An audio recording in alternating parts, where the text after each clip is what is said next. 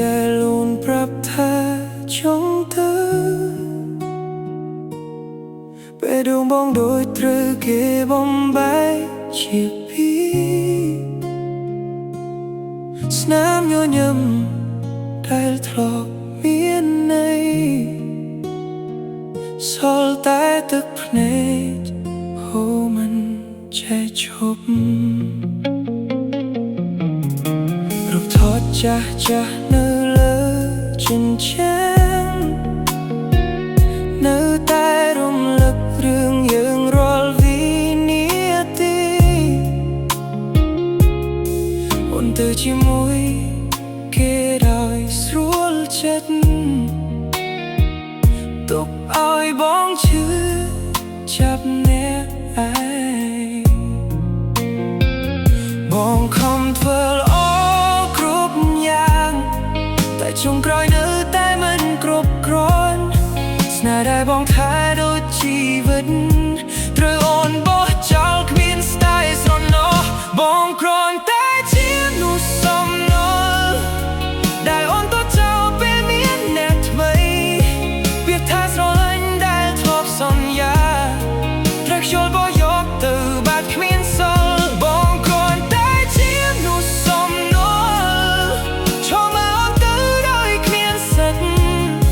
អូនកំពុងសែកក្នុងដៃគេខណៈបងកំពុងយំជាមួយអតីតកាល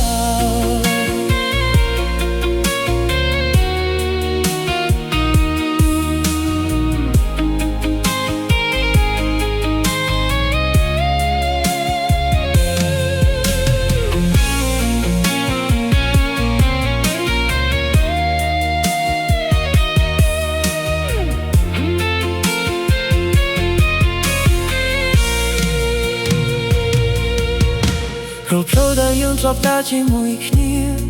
ថ្ងៃនេះសល់តែស្រមោលនៃការចងចាំលេខទូរស័ព្ទដែលធ្លាប់ហៅរៀងរាល់យប់ក្លាយជាលេខដែលមិនអាចទាក់ទងបានបងព្យាយាមបំភ្លេចអូនប៉ុន្មានដងតែចិត្តមិនព្រមដើរចេញពីរឿងចាស់รู้ដែលអូនធ្លាប់ហៅថាជីវិតថ្ងៃនេះក្លាយជាមនុស្សគ្មានតម្លៃ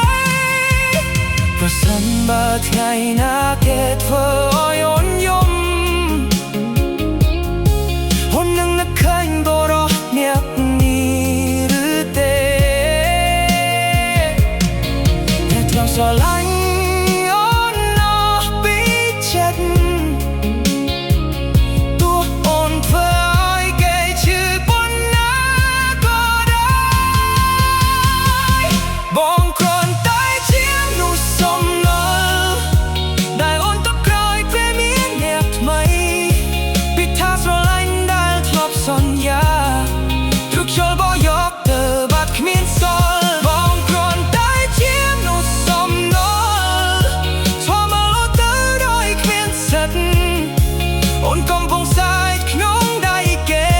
ខណៈបងកំពុងយំជាមួយអតីតកាល